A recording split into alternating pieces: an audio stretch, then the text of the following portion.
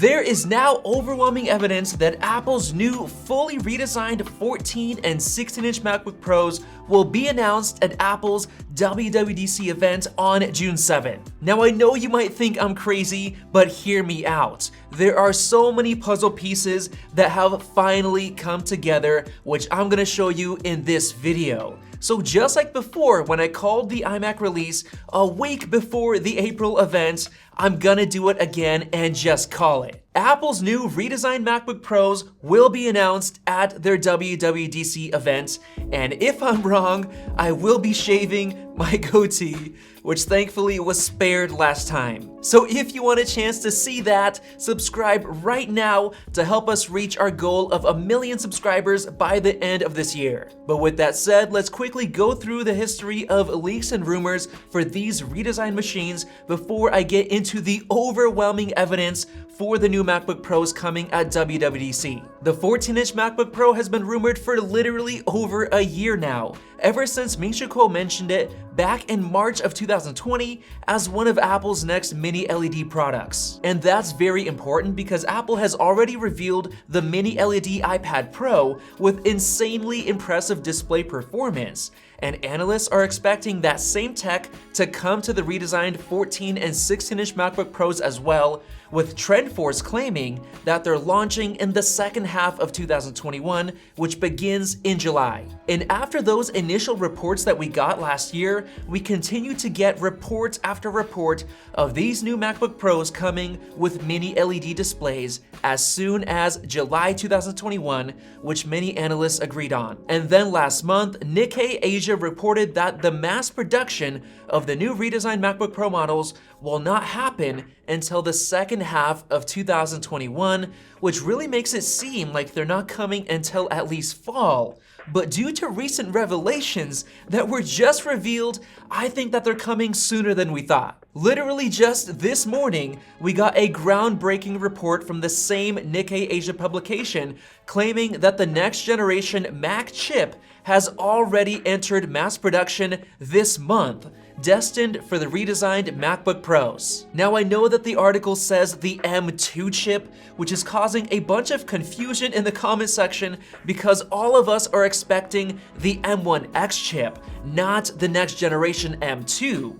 But if you look closely at what the article says, they mention that it's tentatively known as the M2, which basically means that the name is subject to further confirmation from Apple. And if you think about it, last year, everybody thought that the first Apple Silicon chip was gonna be named the A14X until Apple finally revealed the new M1 chip for the Mac. So based on that, I still personally believe that we're gonna be getting the M1X chip in those redesigned MacBook Pros, with most likely 12 cores for the CPU and 16 cores for the GPU. But enough about that, let's get back to the main point of that article.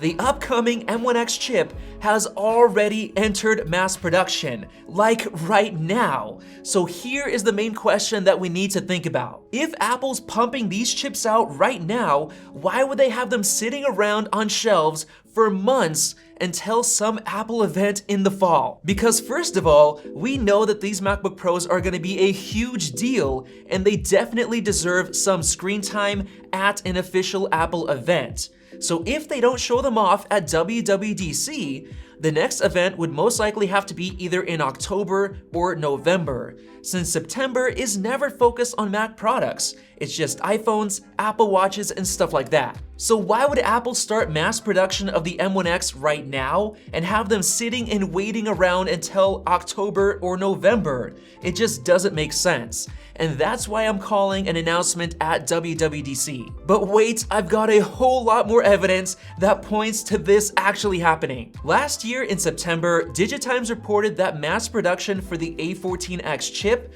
which ended up being called the M1, would begin in the fourth quarter of 2020, which began in October. And as we know, Apple announced those Macs on November 10th. So that's a maximum of 5 weeks between starting mass production of the chip itself and announcing the actual Macs. So if this report from Nikkei Asia is true, and the higher-end MacBook Pro Apple Silicon chips have already started production right now, that gives us around 6 weeks between the start of chip production and Apple's WWDC event, somewhat matching up to the M1 chip timeline that we had last year. And there is one more puzzle piece that now adds up and makes total sense. Apple revealed their 24-inch redesigned iMac and their new M1 iPad Pro at their April 20th event, but they're not even allowing orders to be made until the 30th, and they said that shipments won't even happen until the second half of May. And John Prosser recently got info from sources saying that he believes that the new iPad Pro could launch on May 21st, which is actually over a month after the April event. So hear me out. What if Apple announces the new M1X MacBook Pros at WWDC and then does the same exact thing, pushing the actual launch date an entire month out into July? This would match up perfectly to the many reports that claim that the redesigned MacBook Pros are coming in the second half of 2021, which technically starts in July. And if you think about it, the first Retina MacBook Pro was revealed at Apple's WWDC event in 2012. And they also have a history of releasing MacBook Pros in July, like when they updated them on July 29th, 2014, and then in July of 2018 when they added 6-core processors, and then once again in 2019, updating them for the back-to-school season. So it definitely wouldn't be surprising to see these redesigned MacBook Pros get announced at WWDC, since that would allow Apple to focus on the larger iMac release in the fourth quarter of this year. And if you're still having a hard time believing in all of this, here's how I can imagine the event going down. Tim Cook walks out onto the stage and talks about the massive success of their Apple Silicon transition, which was first announced at last year's WWDC. And then he's gonna talk about the great success of the M1 chip and how well it's been selling compared to their Intel-based models. And then finally, they'll reveal the next step in the transition, which is the new M1X chip going into the redesigned MacBook Pros and maybe even the Mac Mini. So yeah, if you look at it that way, you can totally see it happening. And with all that said, the final piece of evidence is that we've been seeing more and more leaks and rumors about these new MacBook Pros over the last couple of months, which usually happens not too long before an official announcement. For example, both Ming-Chi Kuo and Mark Gurman claimed that the redesigned MacBook Pros would have a new flat edge design with more ports like an SD card slot, HDMI, and even a new MagSafe charging port. And then just a few days ago, a hacking group actually stole the schematics for these redesigned MacBook Pros, which clearly show an HDMI port, an SD card slot, more flat sides, and the removal of the touch bar, which confirms the previous reports. And on top of that, we're also expecting the new mini LED display, as well as of course the M1X chip, which was allegedly leaked within macOS beta code, which also usually only happens close to a release date. So based on all of those little puzzle pieces finally coming together, I'm just gonna go ahead and call it and say that the redesigned MacBook Pros will be revealed at Apple's WWDC event. And if you're curious about the specs and the pricing, I'll quickly finish off this video with my thoughts on that. There's a small chance that the 14-inch MacBook Pro might actually come with the regular M1 chip at the base $1,800 price, and then have an upgrade option for the M1X. But I feel like paying $1,800 for the same M1 chip as you get in a MacBook Air is a bit of a ripoff. But then again, if you really think about it, the current $1,800 Intel-based MacBook Pro already comes with 16 gigs of RAM and 512 gigs of storage at the base price. So if Apple matches those specs for the new 14-inch base model,